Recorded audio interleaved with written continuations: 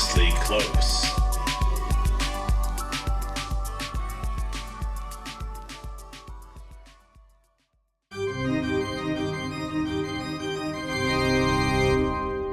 Hey, Doug, I think we finally made it to our Airbnb.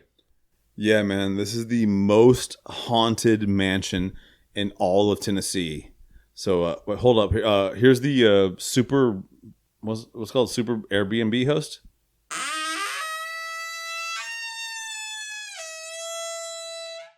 Hello, dearies. It is I, Mrs. Buckingham, your Airbnb superhost. Welcome. Hello, Mrs. Buckingham. We want to record a really awesome Halloween Spooktacular in your haunted mansion. Is that cool with you, or like what? Yeah, do you have Wi-Fi? Yeah, also, what the fuck? We got a little lost, and it didn't say it on the app, so... Well, it's not up to me, is it? You'll have to ask them. Cool, man. So do you have Wi-Fi or not? Only if you tell me 4 scary stories.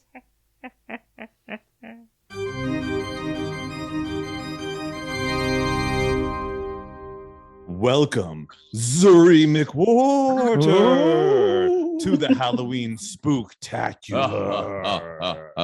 The most terrifying podcast on this side of the... Wait, I'm turning into a wrestler. It's the second episode of the scariest podcast. Exactly. ever. So, boys and ghouls, buckle up because Zuri's about to make you so scared.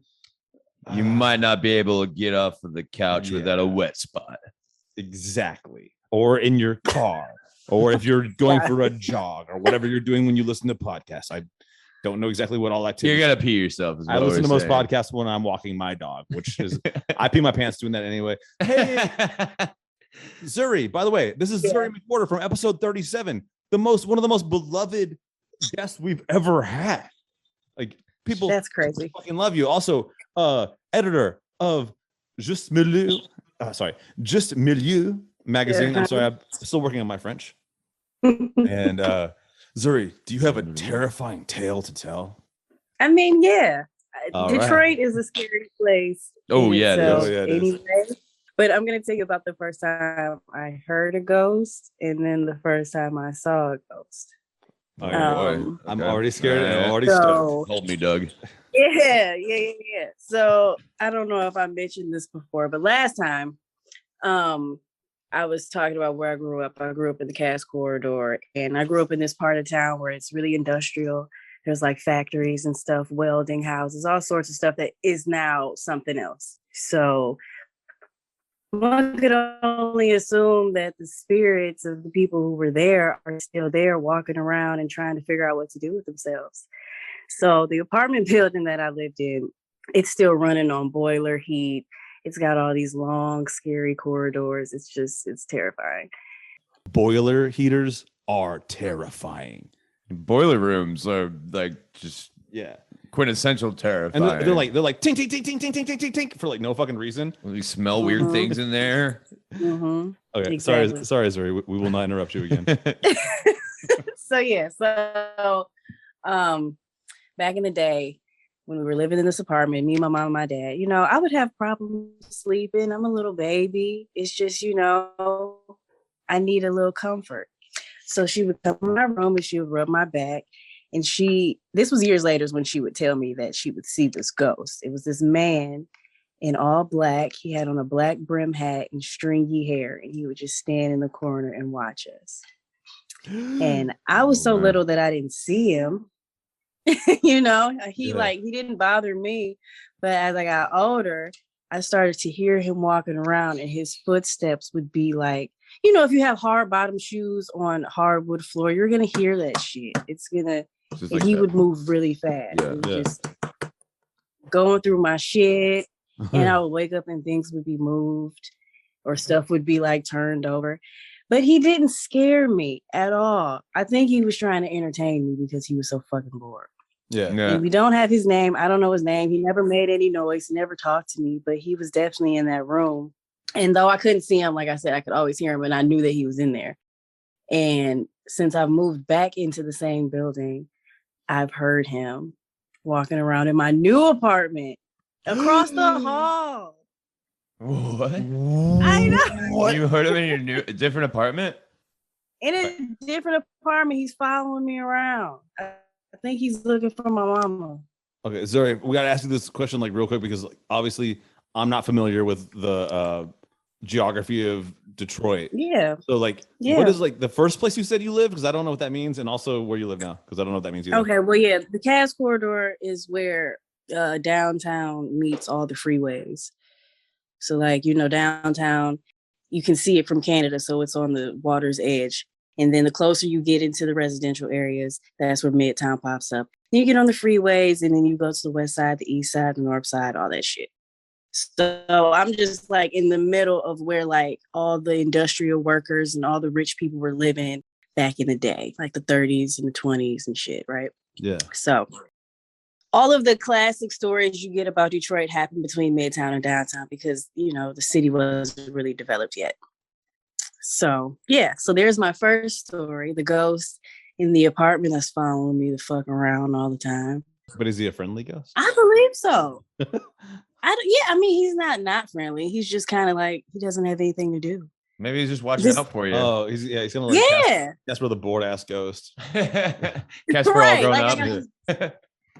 He's just watching after me. You know, I'm an only child. I don't really have a lot to do. So then when it finally got scary is when I moved over here to the Southwest side. And if anybody is watching BMF, you know, the new 50 Cent show about the drug dealers, that's the area that's where her house is, all that. So there's a ghost in here. Her name is Tiny County. Her name is She wears a silver coat. Wait, what? Silver. What's her name? Tiny County. Tiny County. Yep. Okay, that's quite a name. That's definitely a ghost name for sure. Yeah. She still gets mail here. Yeah. I think that she was the first lady to live in this house. Oh, so she's just kind of like walking around. Yeah. So when I was in high school, this was the first time I got sleep paralysis too. I was in high school. I was laying in my bed. It was she got inside you. Horrible. Oh, it was horrible. You encountered Tiny County while having sleep paralysis? That really is terrifying. Yeah. That's some shit that I for real have experienced, and it is not funny and it is scary. But it is funny, but it's scary. It's so scary. I'm gonna try to make it funny. So I'm laying in bed. It's like maybe 4 o'clock in the morning. It's pretty hot outside. And I open my eyes and she's standing over me. She's looming over me in her silver puffy coat and this hat that matches her coat. And she's not tiny. She's not a tiny person. She's kind of tall, to be honest. She had some girth. But she was just standing over me. She was trying to choke me out, man. And I don't know why. I want to assume it was because, like, coupled with just anxiety and insomnia, she had some sort of way into my spirit so that I could see her. But this house is old too, the house that I'm in right now. Like, this is an old house. So, I mean, it creaks and shit and you hear stuff. So I never really thought anything of it. But until I met Tiny County and she was hovering over me like the nun. Oh, no. And it felt like forever. I don't know if you've experienced this, but like sleep paralysis probably doesn't last that long. But I couldn't move any parts of my body. I could only have my eyes open. And I don't normally sleep on my back. So to wake up on my back, not being able to move was so fucked up. And I mean, I haven't seen her since that day. This was probably 15 years ago, but like, I don't fuck around in this house. Yeah, I don't. I feel like when I spoke to you before on the podcast, like we talk like here and there, but we had one like, you know, serious conversation on the podcast. But like, I used to be an Oniranaut. Like I would do lucid dreaming. It was a practice of mine, and I, you know, to the point where like I was getting to the point where like I was capable of lucid dreaming every night, you know, and for extended periods of time. But as most people know that really like do that practice, sleep paralysis is one of the worst side effects of it, and you're gonna get it all the. It's the reason I quit doing it. But I would have things in like nightmare type things where you'd wake up, but like a nightmare would come back with you to the real world. Mhm. The worst one I Yeah. ever had, I was camping and I think I was in fucking North Carolina. I was in a tent and I was having a cool lucid dream. And then I realized there was something like dark I didn't want in the dream. And I was like, wake up, wake up, wake up. But I was paralyzed in this tent. Oh no. 3 other people were sleeping in that tent. And somehow, like, I thought I was screaming and like doing all kinds of shit. I wasn't doing anything for like who knows Yeah. how long until I had Yeah. a panic attack and a hyperventilated and it woke me up. Exactly. it's a That's really exactly how it common was. Mhm. Yeah, I've never experienced sleep paralysis myself. I feel like we touched on this last year a little bit on the last Spooktacular. Oh yeah, we did. Yeah, we talked about it, and I was talking about how I'm an indigo child, and if you know what that is, but it's kind of like the same night terror. This shit that always scares me when this sort of thing comes up because I've experienced seeing figures like you're talking about, the man in the black hat, and then just kind of spooky, like just ghosts floating around. So yeah, no, I got chills. You freaked me out a little bit there, Zuri. I'm sorry. No, I mean That that's was the whole point. It's I just did- Spooktacular. That's the whole Yeah. point. It was. So the original ghost is like what era is that ghost from? You're right. You know what? That's a good question. Well, I That just I like would say- when I talked to you, like you said, you talked to your grandma about it a little bit, like, and I thought maybe she might have some insight into like some of that. My mama. No, I talked to my mom about it, and Oh. I assume that she thinks he's probably like from the 40s. Oh, that's Just the by the worst way era she of was ghosts. describing his clothes and like his hair, because like people aren't really walking around in brimmed hats with long stringy hair anymore. He should just look like an industrialist of some sort. So I'd say the 40s, between the 20s and the 40s, and I think Tiny was from like the 60s. Oh, cool. The 20s and 40s would make a lot of sense. Just like I've only been to Detroit once, but I know that the whole history behind it getting developed was all the motors, or the like Ford motors originated up there. Is that right? Uh-huh. Yep. And so I know there are a lot of I've heard stories about how there are a lot of accidents in those old factories. So I'm wondering if it was one of those guys that's that just the vibe I get. That's Yeah. the vibe I get from him. He's like I said, his shoes, I could hear his shoes, and they were like hard bottom steel, maybe like steel bottom or steel toe boots, and he's walking on these hard ass floors. It wasn't like he didn't have a job. He definitely had some sort of job. I don't want to He had something to speculate, do. and I don't know a whole lot about Jimmy Hoffa or if he was in Detroit, but could it be Jimmy Hoffa? Because I think he got poured into concrete. Damn. Well, yeah, I don't think it's him. I don't think he'd be in my apartment building. No, Jimmy Hoffa would probably be mean. This guy sounds like he's pretty nice. He sounds like he was like nice. he's a Casper the Friendly all grown up ghost or something. Very grown. Casper, the figure out where like, else I he doesn't know what to was. do with himself. Ghost is just gonna Like, follow Zuri just around. gonna just mess with you with your toys or move He's like- your stuff around. He's like, oh damn it, she moved to another part of town. I gotta go bang pots and pans over in the fucking the financial district. I don't even know if you guys know that. Oh no, It's very she got- small. So wait, I was trying to ask you earlier too. So have you seen him since then? Has he been around in your life? Does he still follow you? I mean, I equate anything scary that's going down in the apartment building to him. Like Okay. it could also be my dad. It could be anybody. Oh, my. But he's like the only ghost that I know of that willingly shows up in different parts of the building. Oh wow. I think it's his building, to be honest. Maybe he owned the building and he just won't Yeah. leave.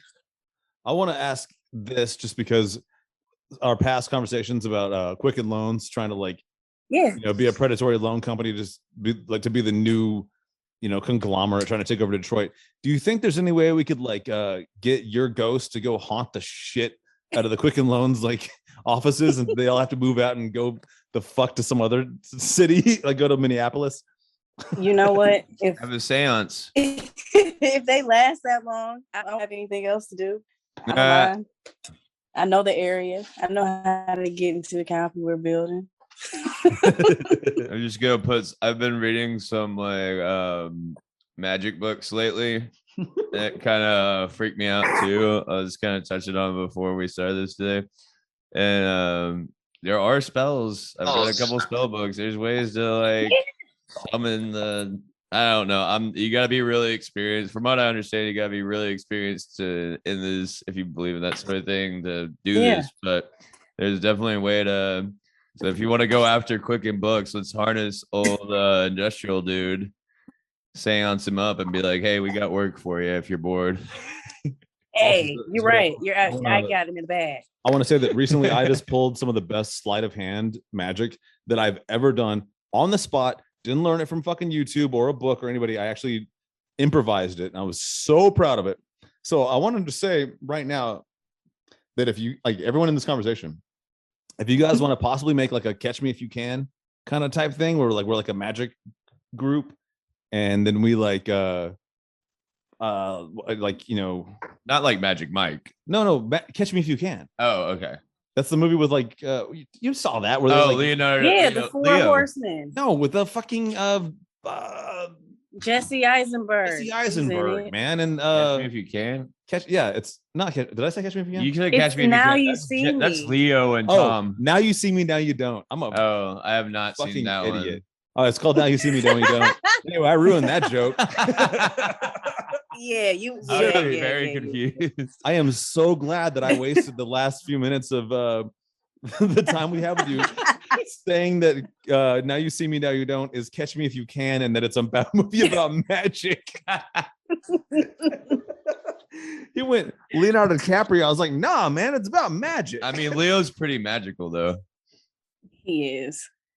It's glorious. Zuri, once again, I got to say thank you for coming back to this podcast. Thank you for telling us these scary stories. And I got chills. I think I'm need to go grab a blanket and turn the lights up a little bit more. And I just want to say, anyone that has, if you didn't hear Zuri's episode, it's about episode 37. She is fantastic, amazing, one of the most interesting people I've ever met, and the editor of Juste Milieu magazine, and a poet, and an artist, and like maybe the poet laureate of our time, maybe someday. So, like, I really hope so. Well, you got my vote if we're allowed to vote on it. Thank you. All right, Zuri. Thanks for coming on the Halloween Spooktacular. Absolutely. Anytime. Bye, Zuri. Bye. Dude, I think the podcast is going really well, except for like this painting on the wall on this mansion is like the eyes are literally, they're looking at me and I'm not imagining it. I feel the same way. I couldn't even pay attention to what Zuri had to say other than the ghost sucking her soul out of her body. Hello, dearie. What do you want? Do you need any tea or cookies? No, we're just like doing TikTok dances. That's what we're doing here. Tick-tock goes You the can- clock. you can go away. Round the world, don't be You scared. can go. So, tea? No, I think we're okay on tea. Just the TikTok? We have the TikTok. We're just doing the TikTok. We're just trying to do the TikTok. Hey, you can go. You can just Mrs. go. Belvedere, just leave us alone Yeah. so I can drink my whiskey in peace. Goodbye, Miss Birmingham. As Thank you you. wish. Shit, that was scary.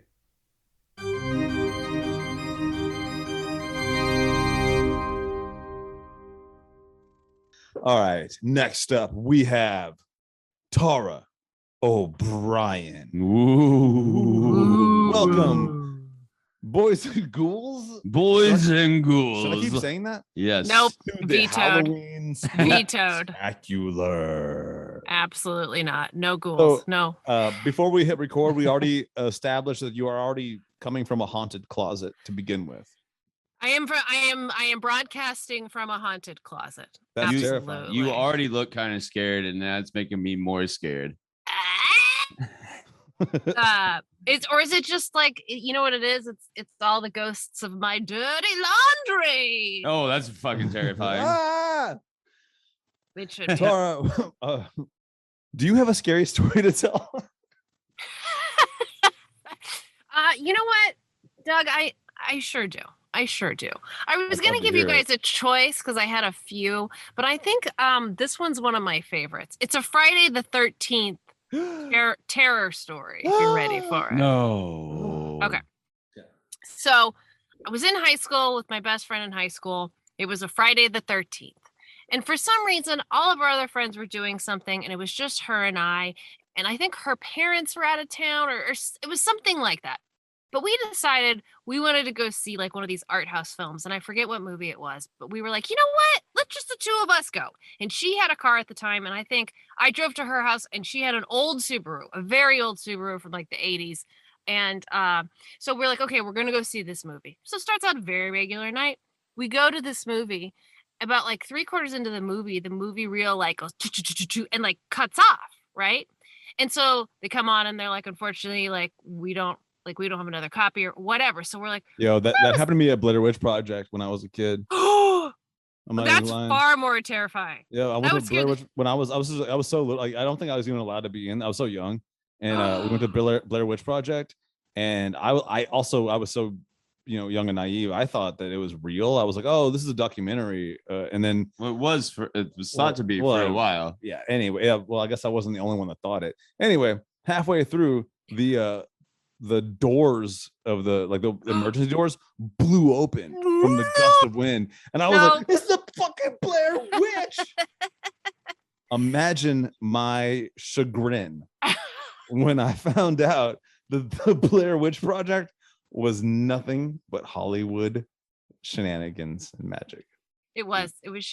The shenanigans scared the shit out of me. It scared everybody. It was a really good attempt because I remember there was some controversy when it afterwards that they got busted for being fakes.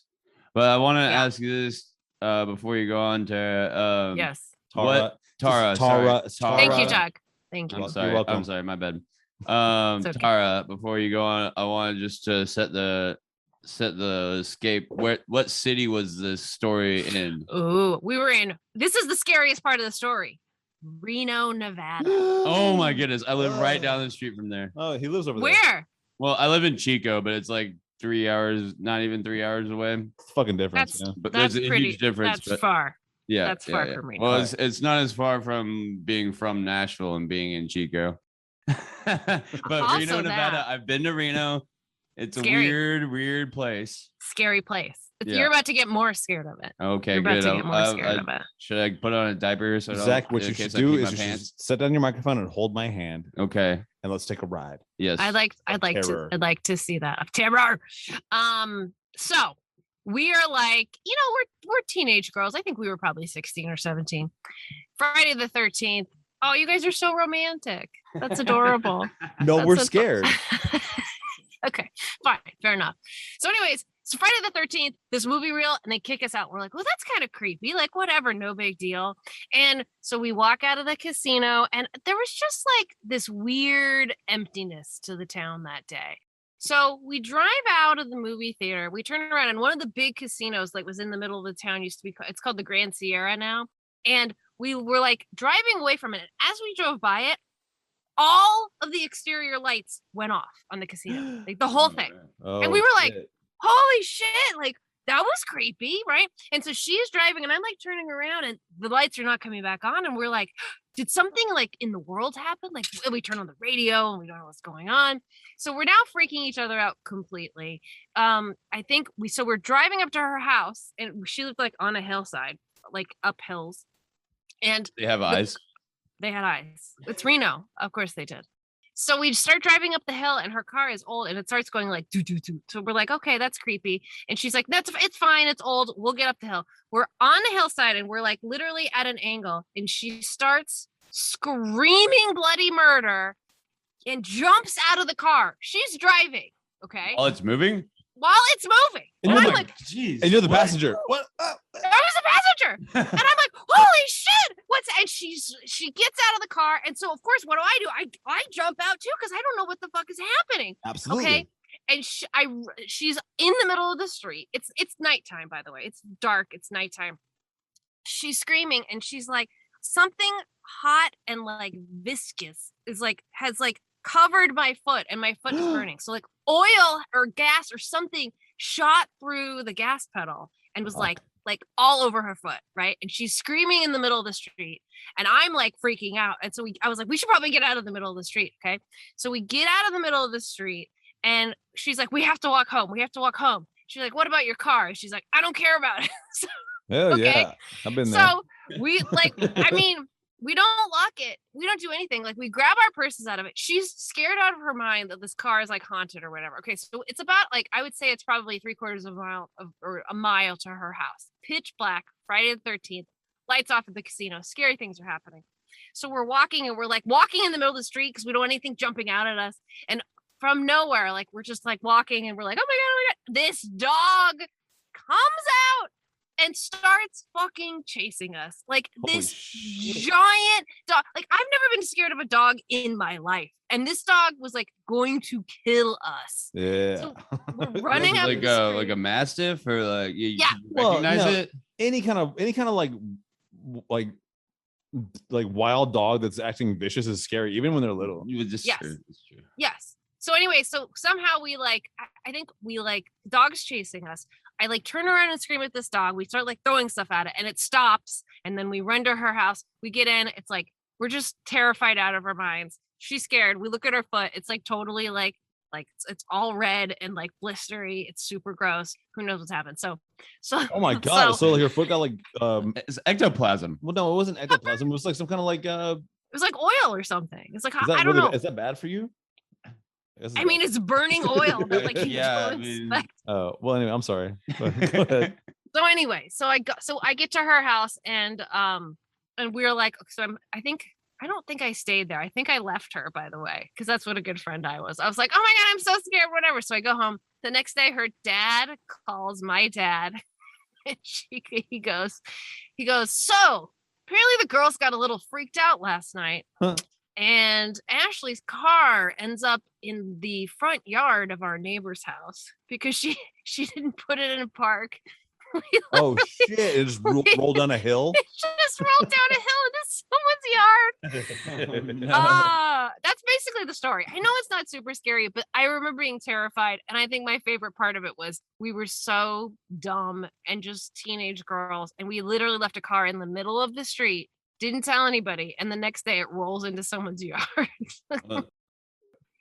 Again, I didn't have to drive a car out of somebody's front yard. So, but just know, like, this is a good tip for parents as you just know that these things will happen. Because you know we're the number one parent listen to podcasts out there, right? I mean, Oh. I know that's not the scariest of stories, but it scared me.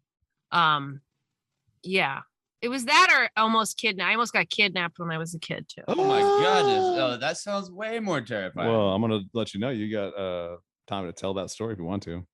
Okay, it'll be very quick. The reason this wasn't as like at the front of my mind is because I think I was only 5 years old, so I have vague That's even recollections. I Wait, was vague. what? Yeah, I was vague. I only have like I have vague like flashes of what happened to me. Oh my So- God. So this is by the way, this was in Auburn, California, Sacramento. At the time that Oh, no, the, is that- yeah. the like Golden State Killer, known as like the East Area rapist, was like making his rounds. Okay. Holy so, fucking shit! I know. So my parents, we moved. Yeah, we moved to this new house in Auburn, California. I had a had a feeling big- Tara was gonna bring like the most gnarly shit, and Definitely. This is too real. This is like less like fun scary and like real scary. This sounds more like making a murderer use whatever that show is. This is what it kind of sounds like you're getting into. But go ahead. Yeah. I've never Okay. heard of the golden. What'd you say it was called? Say it The- one more time. The Golden State Killer. Golden State Killer. Zach, where have you been? Okay, first he of lives all, in California. you should be aware of the Golden. Well, he's I'm first of all. from that. I've only been in California for a year. All right. Oh, okay. Well, I'm this is. from Nashville. Doug and I grew up together. Oh, okay. So I've only been in Chico, California for about a year and a half. I've never heard of the Golden State Killer, but please educate me. Okay, so before they knew who he was, by the way, he's a cop. He turns out to be a cop. He turns out to be a cop. So, but at the time, he was the East area rapist, okay? And he was going and he was raping women who and like tying up their kids and husbands and like making them watch. He was doing it at night, during the day. It was terrifying. It's terrible, right? So we lived in this area during this time. So my parents move us into this new house, big backyard. I have a dog, okay? A dog that I love. And I'm in the backyard and the dog is really enjoys digging holes under the fence and getting out. And behind our house is like the forest, right? Like there's a dirt road and then the forest. So I'm with the dog. My parents are like unloading the car for groceries or whatever. I'm in the backyard playing with the dog. Dog digs a hole under the fence. I follow the dog. There's two people in a pickup truck who literally drive past me, take my dog and me and put me in their car. Put me in You got put in a car. Oh my god! Okay. With your dog. We have to go back a moment, just in case you missed this. Tara, how old were you when this happened? I was like 4 or 5. I was a kid. Like and they kidnapped you and your dog. Like, why would you Right. want both? What kind I think my memory is they took the dog and I was like, how? And they put her in the like truck bed. And I was like, that's my dog. And they're like, don't worry, we're gonna take you to the front of your house where your parents are. Okay. So they put me in lies. Shit. lies, absolute lies. Fucking lies. Oh So my they God. put me in the truck bed. My dad and mom quickly figure out there's no sign of me or the dog. And they're like, can you imagine as a parent that moment? Like, you're like, holy fuck. And like, either my dad or a neighbor is like, I think I just saw a truck drive down the back row and back of our houses. So my dad, like turbo dad, turns on. He runs to the garage, gets in his car. And as my mom's like screaming, running down the street, my dad says he literally, like by inches, pulls in front of this truck. Because it was like he had to go around the cul-de-sac behind all the houses to get back out onto the main road.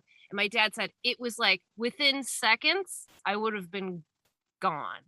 And so he pulls in front of this truck, jumps out, and he like, it's like, oh my, gets the dog. And these guys are like, whoa, man, we were just trying to like, get her to the house. Like, but no, they were going to I was almost actively a like missing child. You're gonna be sold into like shit. As dark as it sounds, child sex slavery kind of shit.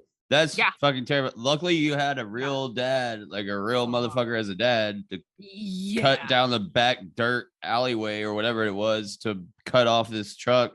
And those guys could have killed him too. Absolutely. We don't know what was in that truck. At least you're the real motherfucker that came after. Yeah. At least he saw it. That's terrifying. I would say that one of the miracles in the world we live in today is that Tara's dad fucking got up ahead of this shit. And I, in my own imagination, like to believe that he did a Liam Neeson and at least throat punched at least one of these motherfuckers. I hope so. I hope so. Did they go to jail and these fucking guys go to jail or? Yeah, what was the end result? I think my dad was just like, thank God it's my child and give me my fucking dog also. Yeah. And like, get out.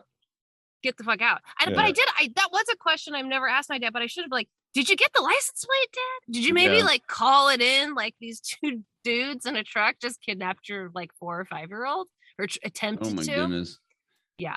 And I hate to say it, but back then, like I was a little blonde haired, blue-eyed little, that was like prime suspect for the East Valley rapist. She was just like, give me, all those that's definitely terrible. So wait, Auburn is in between Sac and Chico, is that right? It's between Sacramento and Reno. It's on the 80. It's basically it's a kind suburb. of down Grass Valley area almost. It's a suburb, on the way to like Placerville. It's a suburb of Sacramento. Okay, yeah. So I was just wondering because up in Humboldt, I think it's Humboldt or Redding. There's the undisclosed area called Murder Mountain. No, I have heard of this. That's from last year. I don't want to. Did I talk about that last year? Well, Ramsey did last year. So this podcast has existed for over a year. Congratulations! That's exciting. Thank you so much. This is the second Halloween Spooktacular, and last year we had Ramsey on, who did. That's what it was. And he lived on Murder Mountain, and had a crazy story about the some fucking sketchy dude that stole his chains Yeah. from his house. And then the guy, I don't know. They showed up back on his truck somehow. So I think if I remember the story correctly, Ramsey had this truck that he with a bunch of chains that he left, and then the chains somehow showed up on his front porch. And what happened with what's the DNA that's on those chains? The guy that stole the chains was murdered. Yeah. But the chains reappeared back on Ramsey's porch while he was living on after dude was murdered. Because you wouldn't think this about weed and shit. Like it's just like a bunch of weed farm shit. But like there's like a lot of like I guess dark shit that goes on up there. Like it's not mob shit. They're not like the mafia. It's like everyone's just growing weed farms, but like greed and and just the kind of people it attracts. You get a lot of fucking murders. And well, it's called Murder Mountain for a reason because cops don't go up there. Anyway, we're getting off topic. I was asking you that question because I wasn't sure where Auburn was exactly. I know I've seen like road signs for it or whatnot, but I was wondering if it was closer to there because we had this story last year. So, but that's it's south of Reading and all. It's south of all of that. Yeah, well, either way, that you getting snatched up by the possible East Backwoods Coast rapist or whatever. Who knows? Luckily, your dad's a badass and came and got you. I want to say like legitimately. Me and Zach co-hosting episode etiquette as always. You tell us a story about how you were abducted by potentially one of like a serial monster, and we immediately go like, "Hey, we know a story about a guy that had he used to sell weed, but then he died." Well, no, I was wondering if it was in the same area is why I was asking because there's a lot of weird shit. And Chico's pretty kind of creepy too. But I was curious if I needed to worry about being in that area. Oh, hey, I didn't tell you. Super exciting news.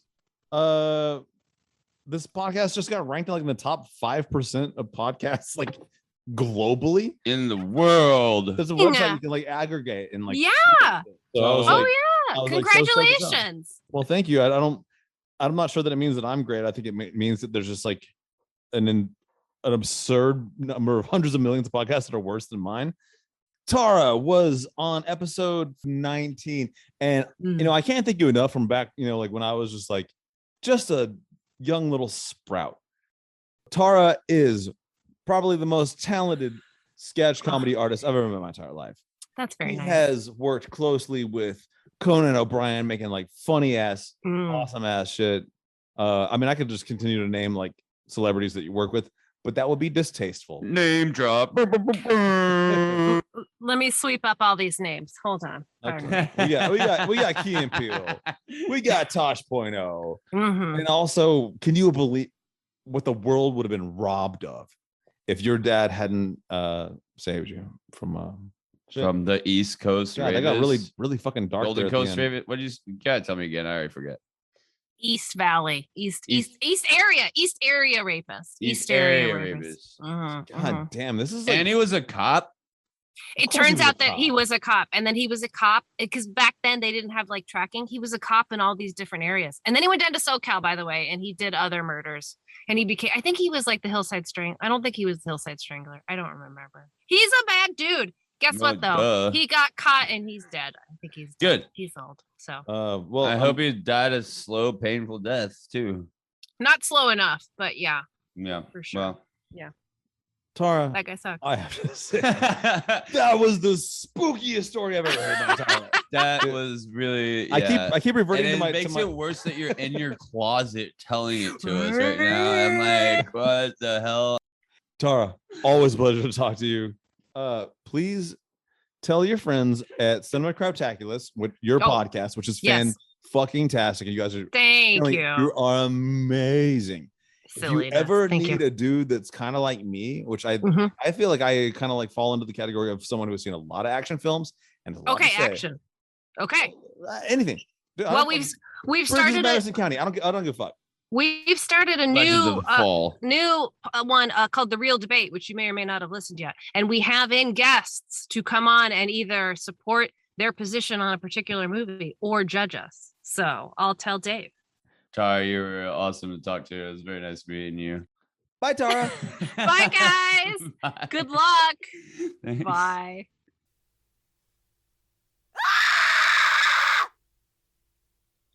Fuck was that, man? Oh, what the hell, dude? God I don't damn it. What's going on? Man, I knew we were in a haunted Well, mansion, but I mean, Where's the fucking Airbnb host? I don't know. She's supposed to be a super host, but I'm not seeing it so far.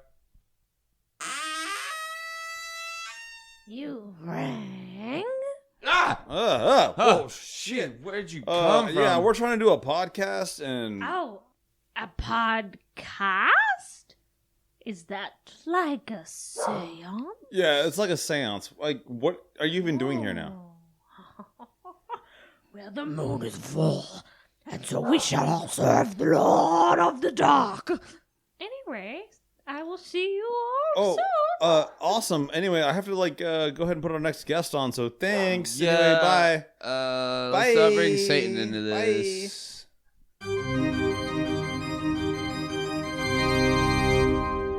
I would like to introduce Stan Talouis to the Halloween Spooktacular. Thanks, guys. Terrifying podcast episode on the planet. So Stan scary. Talouis, if you can recall, was the guest from episode 22. Do you have a terrifying tale to tell? Scary. Well, listen, when you grow up black in New York, everything is scary. Oh, well.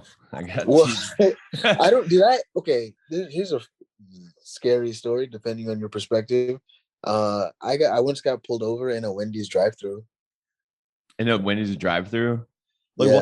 while you were Like in just line, ordering food. I was in the car. I was in a car. Yeah. and the cop was behind you in line, like ordering his own like fucking Nah, dude. double or whatever. I was in college.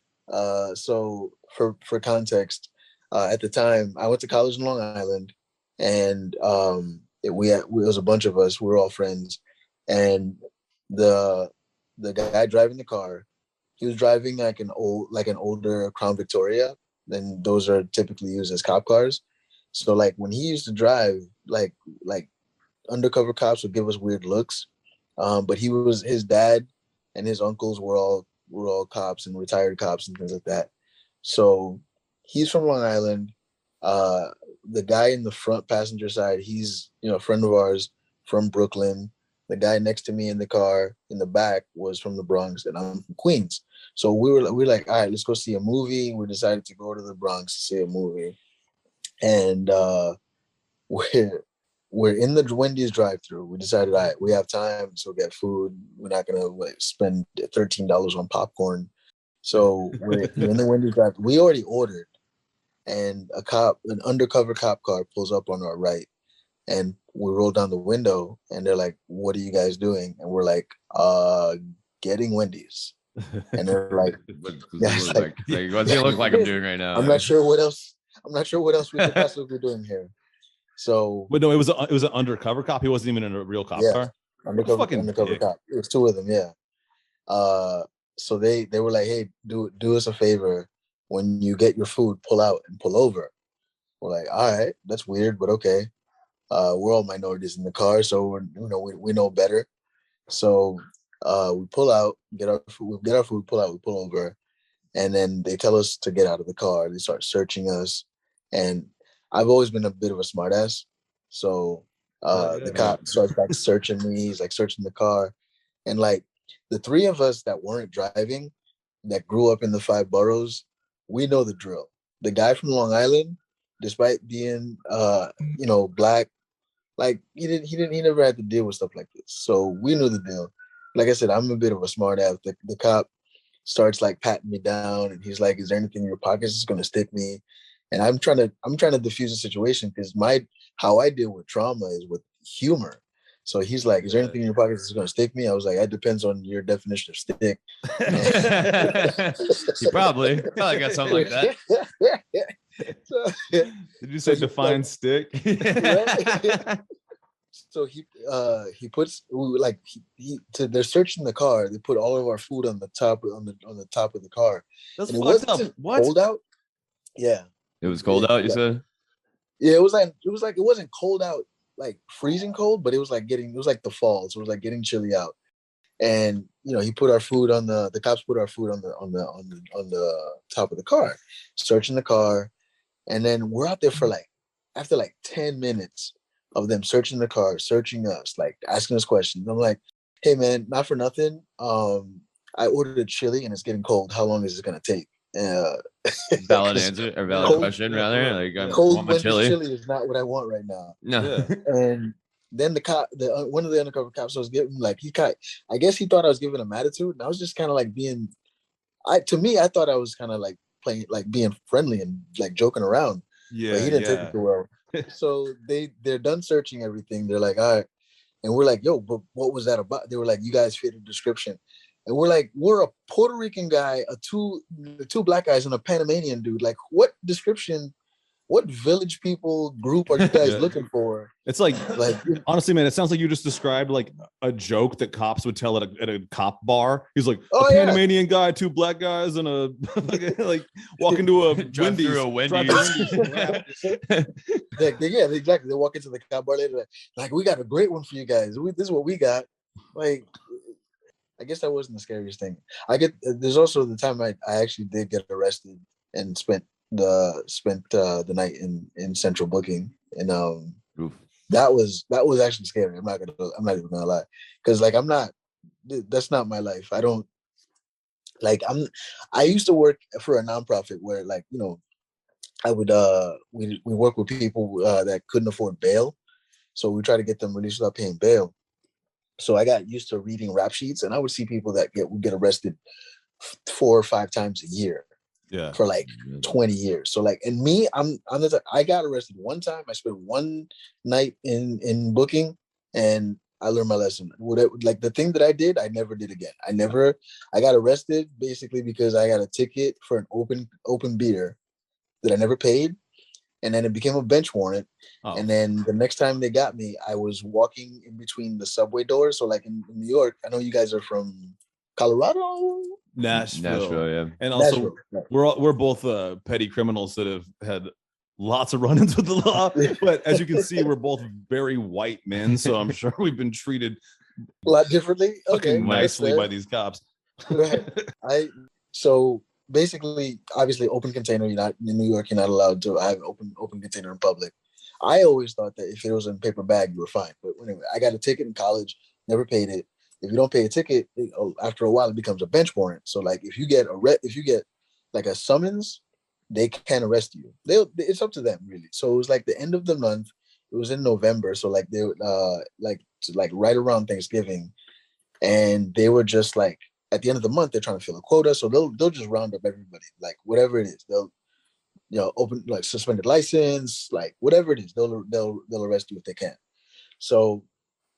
The subways in New York, they're usually like 8 cars or 10 cars. And like, I was living in a part of Queens where it's the last stop or the first stop, depending on where you're coming from.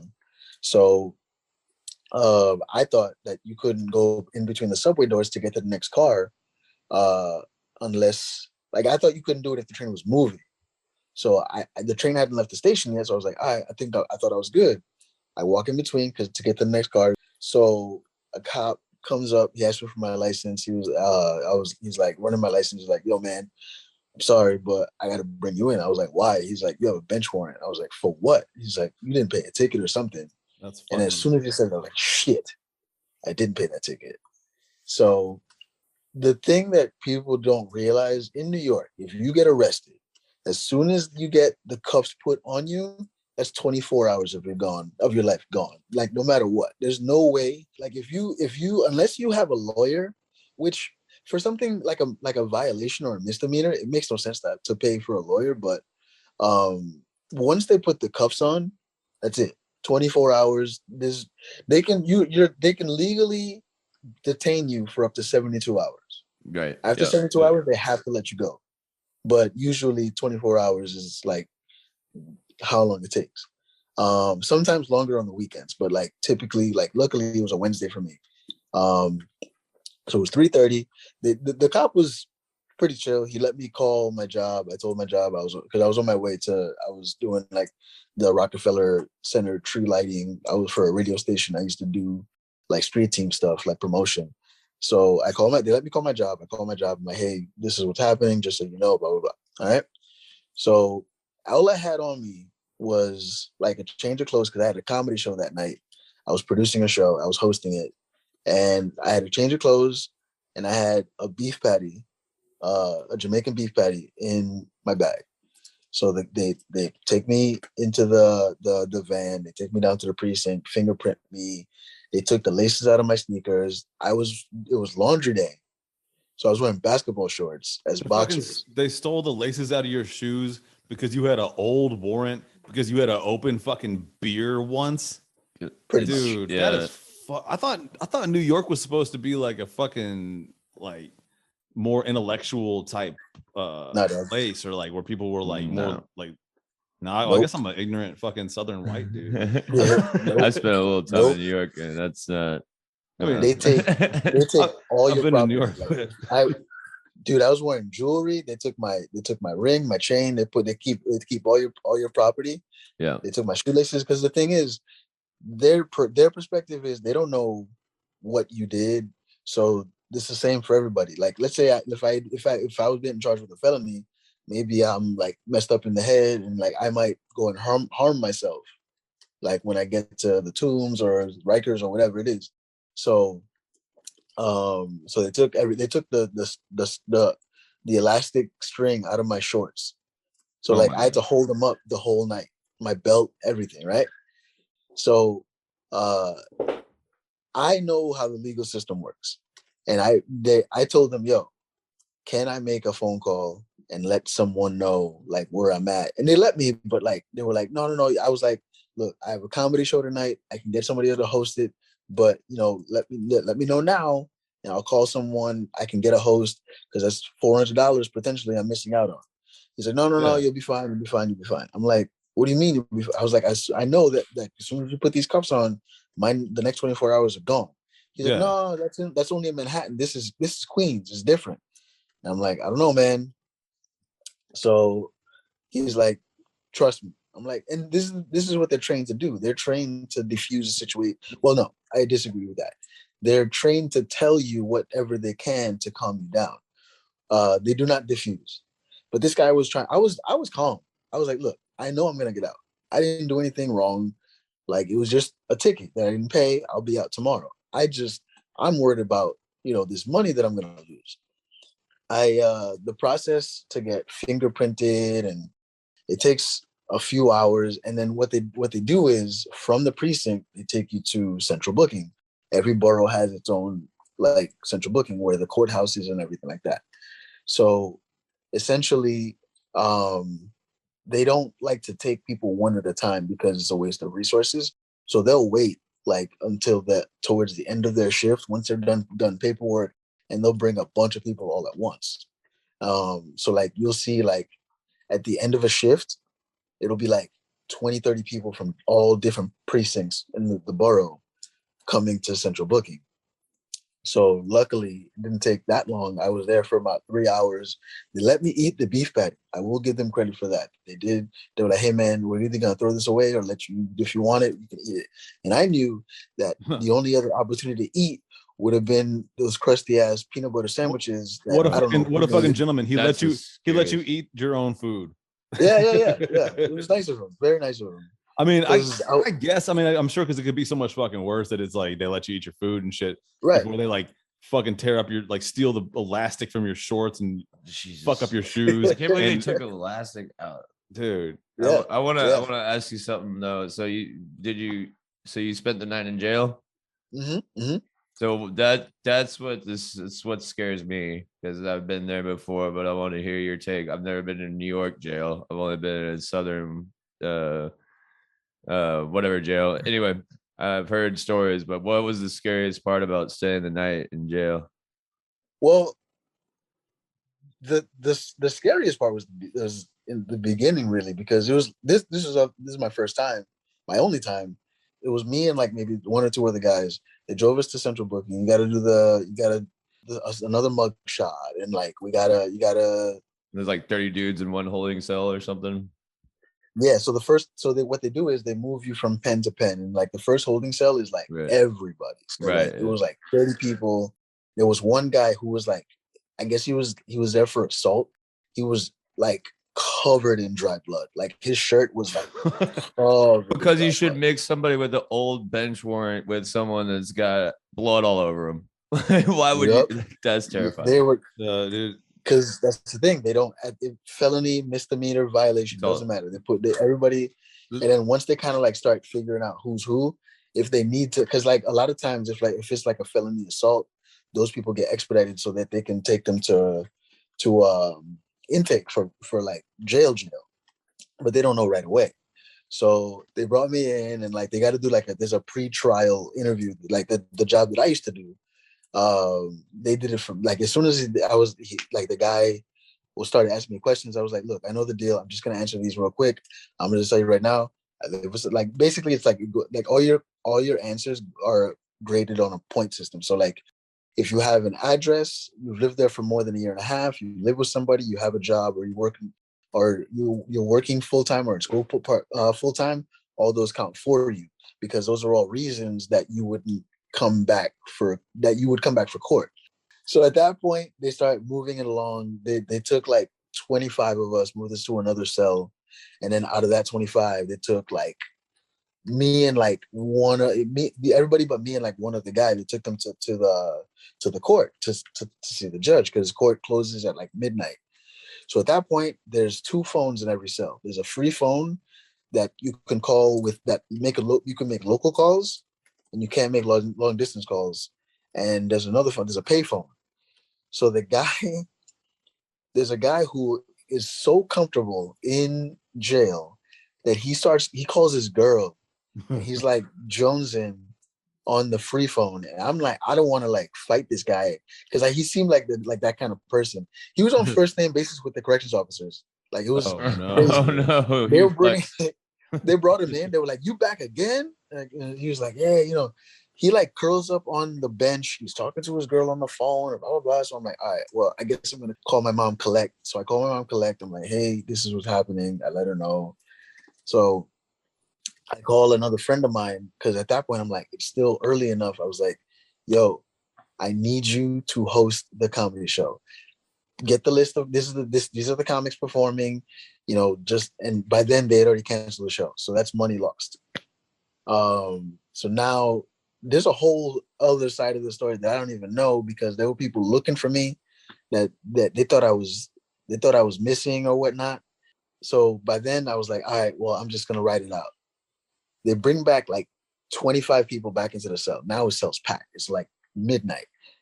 It's everybody. People are standing. There's no room. I got a seat. I'm like, I'm not sleeping. I stayed awake almost the entire night. I fell asleep like the next morning at like 10:45. They kind of woke us up to clean the cells. They moved us to another cell. And then that's what they keep doing. They just move you from cell to cell before you see your lawyer. So they assigned me a lawyer, and he was like, it's your first time. Just stay quiet. Don't say anything. I'll do all the talking. They'll probably give you like an ACD, which is it's a conditional dismissal. So basically, as long as I stay out of trouble for whatever amount of time the judge says, then my record is sealed and nobody can see it or whatever. It's just a violation. So finally, at like 4:00, I get out. I see the judge. Conditional dismissal. Stay out of trouble for 6 months. I get out, right? So now I don't have my cell phone. I don't have it. All I had was $5 cash on me. I ran across the street to McDonald's. I hadn't used the bathroom all that time. Holding up your shorts, running across the street, and a fucking undercover cop said, "What are you doing over here buying fast food?" Let me fucking bro. I sprint across the street. I get a large Dr. Pepper and a McDouble. I take a dump at McDonald's. I stop a guy on the street. The only phone number I could remember was one of my best friends. I call him. I'm like, yo, this is where I'm at. Please come get me. He picked me up. We went back to the precinct, picked up my property, like all my clothes and whatever. And he took me home. I took the longest, hottest shower I've ever taken in my entire life. most of the clothes I was wearing, I threw out except for my jacket. And I slept for like 13 hours. I shit you not. It was the worst experience of my life.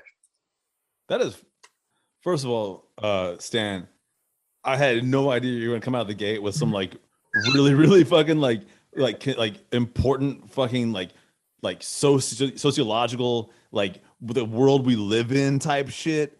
Bro. But like Cops are always scary. I don't care what you say. You know, and it also they do like what just they want. Boys and ghouls, beware that New York City is still an extremely racist place where police abuse their power, and the system itself is a fucking beast unto its own. Everybody, check out Stan Talouis comedy. It's fucking hilarious. Also, if you want to just hear him talk to me where we have more time, there will be episode 22 of my Views of My Own podcast. Thanks, guys. Thank you, Stan. Dude, where the fuck did you even get this hotel, man? This sucks. I'm so hungry. Oh man, I don't know. I found Miss Balthazar, who's supposed to be a super host on the Airbnb app, and I don't know. I'm sorry. When she hears her name, she shall appear. Ah, where'd you come from? Ah, Jesus Christ. Did you say you were hungry? Yeah, I said I was hungry, but not for anything you have. You Well, creep. I have is whatever your heart desires from the snack bar. Is that like a mini bar, like $20 shots and shit? If that is what your heart desires, my dearie. Oh shit! I think she wants your heart to desire to like have a bunch of shots out of the mini bar. Well, I don't desire that. Well, what else you got? You know what I desire, real Pringles? quick. That. You know what my heart desires? My heart desires to go to the next guest. I know. I'm ready to hear. Hey, Miss Balthazar, get out of here and quit sneaking up on us. Mrs. Belvedere, get the fuck out of here. Yeah, Birmingham. We already paid our dues. I'm done. Like, bring on the next guest.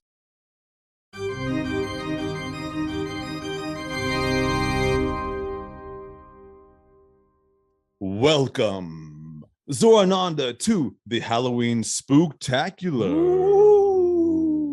Hello, thank you. And if you'll recall, Zorananda was a guest on this podcast before the very first Halloween Spooktacular, which is amazing. So thank you so much for coming back, man. Episode 18, I think. Yeah, you're so welcome. You know what? I saw posts even last year, and I think you did some updates throughout the year about it. And man, I just thought it was super cool. So I'm stoked to be invited and tell my story. I want to hear a scary story. I want to hear a scary story too. This dude right here, because he looks like he sees some shit. Zorananda, Yeah. Can you please share a scary tale? So when I was 18 years old, I lived in an apartment with my brother, and just a normal place. 2-bedroom apartment, whatever. And, he was coming out of some rough times, and, I was there to help him change his life. And little did we know what exactly we were moving into. For example, I'm sure you guys have seen The Ring. Oh, we were talking about that earlier, dude, for sure. And I'm sure your listeners have seen The Ring. So just, put in your mind again the well. Yeah. And that girl creepily climbing out of it with her dirty white dress, long, greasy black hair covering her face. So we're living in this apartment, and after maybe about like 6 months living in there, weird shit starts happening. And it's not it's not too scary. Like I've gone through a lot of things. So anytime at around like 2 a.m., like any day around 2 a.m., I would start hearing cupboards opening and closing. My brother and I would validate this because we'd wake up in the morning to cupboards open, and we'd be like, well, that's fucking weird. Like, there's no way any of us are doing it, right? And it slowly progresses. where I start having these really creepy dreams. And I start having these creepy dreams with that little girl. And at first, Holy shit. I don't know what to do with it because she kind of shows up out of nowhere and doesn't really do too much. But there's this one dream I have where I'm literally just in the bathroom. And it's one of those weird dreams where you kind of are waking up out of a deep sleep and you're just immediately in a dream. And I'm in a bathroom and I see my shadow creep along the floor and up onto the wall. And she pops out of the shadow and she's like emitting this high pitched fucking scream that just terrifies me to my core. And I like run up and put my hand on her face and I just like yell no at her and I wake up. And I think to myself, okay, there's something going on here. And I think I have to take it a little bit more serious. And this is a time where I'm like just getting into paranormal activity and like esoteric material and entities and ghosts and stuff like that. So this all leads up to this one particular day. I'm at home one night and my brother's out. No one else is in the apartment. It's just me. And it's around 7:00 at night. And I'm like, sweet, I have the place to myself. I'm just going to smoke a little joint and just like chill and hang out. So I smoke a little bit of weed, sit down on my couch and close my eyes. And I just kind of feel like I'm just relaxing. I'm not really thinking about meditating or anything, but crystal clear in my mind, I hear this voice that says, why don't you leave your body? Oh. And I think to myself, I'm like, wow, because I'm stoned, right? And I'm like, wow, that sounds like a great idea. And I feel myself relaxing back. I feel myself going outside of my body backwards and up. And I suddenly feel like I'm standing. And I open my eyes and I'm outside of my body. And I'm standing behind my futon that I was sitting on, looking at myself seated there. And I look around my apartment. I'm like, holy shit, I fucking did it. Like, I don't know how I did it, but I fucking did it. So I'm looking around the place and it's just a basic apartment. You know, like my back was to the patio. When you look forward, you can see the like little dining room where the dining room table is, and then into the kitchen. And then there's a wall that divides the kitchen and the hallway leads to the bedroom.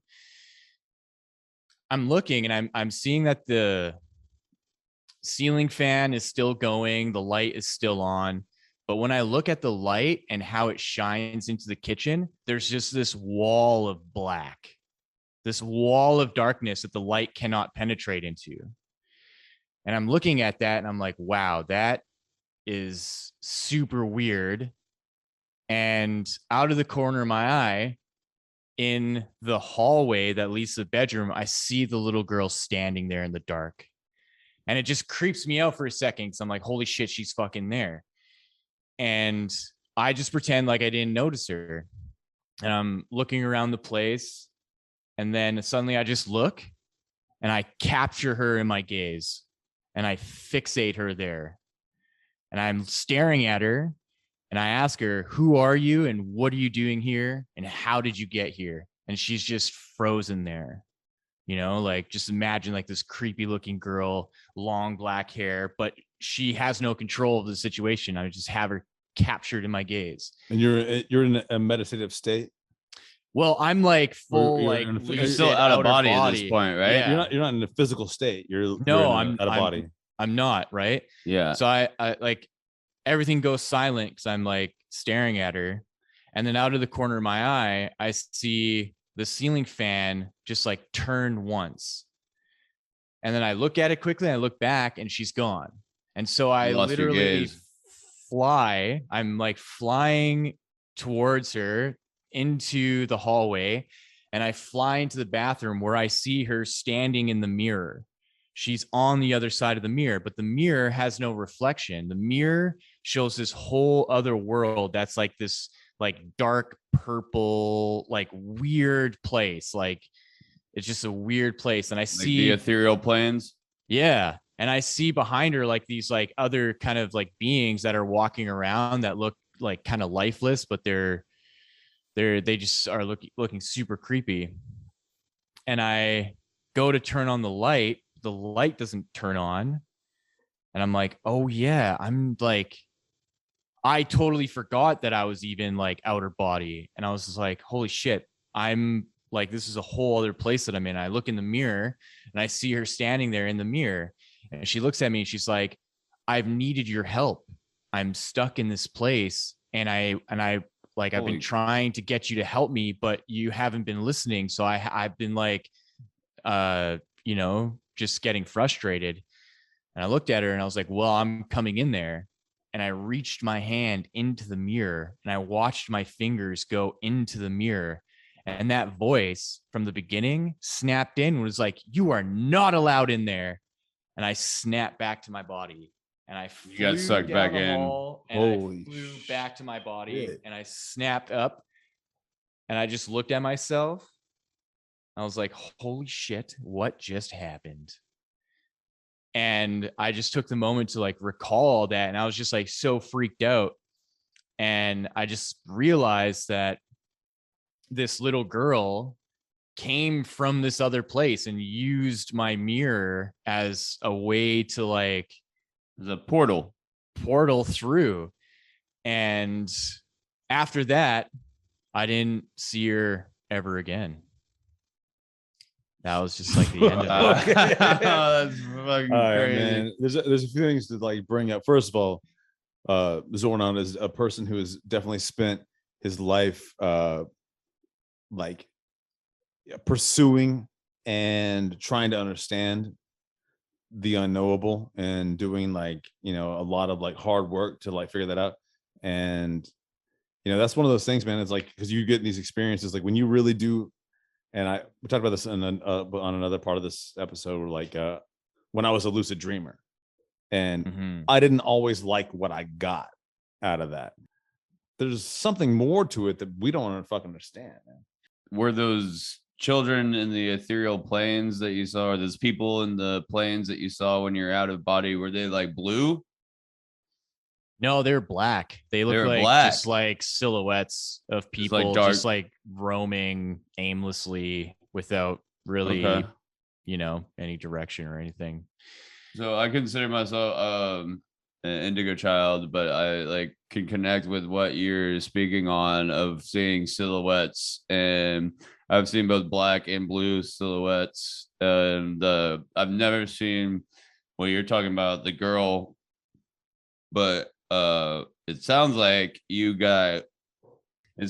almost hit the fourth dimension by seeing this girl that wanted your help, and then she kind of got it and then disappeared. But it's definitely very creepy. So good spooky story on you. I have to ask this, man, because I mean, like, I know you're a writer, you're a smart dude, you're highly educated, all that shit, but you know, like, you have pursued like, you know, trying to learn about it, like a lot of like the unknowable. Do you have any kind of like theory of like what that was? Yeah. So I think when you personally pursue phenomenal experience that are outside the realm of what we're normally educated on, that your own imagination kind of allows you to have these experiences that are almost seemingly out of nowhere. And I do also think that it's built in genetically. Like, you know, my parents have told me crazy stories that they've went through in dreams as well too. So I think there is this element of not only that you're manifesting it yourself, but also it's just a part of your like lineage. It's just part of your genetics, where there's something within just like the wiring of your brain and just how you process information, that there's a synchronicity involved in allowing you to have these experiences just for yourself, right? Because, you know, how can I prove that happened? For me personally, there is this ongoing theme of dream work and lucid dreaming, and then also these like kind of phenomenal experiences of interacting with entities or beings that kind of step outside of the realm of dreaming and are almost more real than just like something you can put off on the side and be like, oh yeah, that was just a dream, right? It's like it's a visceral thing. You wake up or you come out of it and you're like, holy shit, that was real. There's something to it that's more than, you know, what we can explain. Zorananda, thank you so much for coming back on my Views Around podcast. Everybody check out his episode 18. It deserves another look. It's amazing. And your last book, Future Life Progression. Are you got any new books in the works? Yes, I was actually working on the outline of my yoga book today. So I have a goal of finishing the outline by the end of the year, and then actually starting to write and put everything together so that, you know, I can spend next year writing it and having it out sometime in the near future. Yeah, dude. Keep me in the loop. I can't wait to read it, dude. Well, that story was very spooky. Also, yeah. But it was very nice talking to you. All right, man. Yeah, nice talking to you too. Thanks, man. Enjoy your evening. And peace out, happy guys. Halloween. Halloween. Thanks for listening to My Views Are My Own podcast. If you'd like to contact me, Wait. What? Hold up, Doug. What? Did you see this newspaper over here? No, I don't read newspapers because they're dumb. Why? What did it say? Well, I know our generation reads everything on Instagram, but you know, I just saw this paper that's from 1921. Well, then fine, hand it to me. If It's so from important. 1920. Miss Brothelham here, that's been serving us all night. She died. Wait a second. Let me look at this newspaper. Mrs. Bumblefoot died in 1921? Today. Today? In 1921. That was almost 100 years ago. That was 100 years ago. I am horrified. But at the same time, I don't give a shit. Because I have to say, Well, she kind of sucked. All she She had to was- offer in the minibar was Pringles. she really did suck as a ghost. I mean, yeah. I haven't known many ghosts. Should we but do that was you a know great- what? I'm just glad it's over. I'm done with her, and I'm done with this Airbnb haunted mansion. All right, well, thanks for listening to My Views Are My Own.com. My views are my own.com. Just do another- Halloween just do Spooktacular another- 2. Do another take, please. My views are my own.com.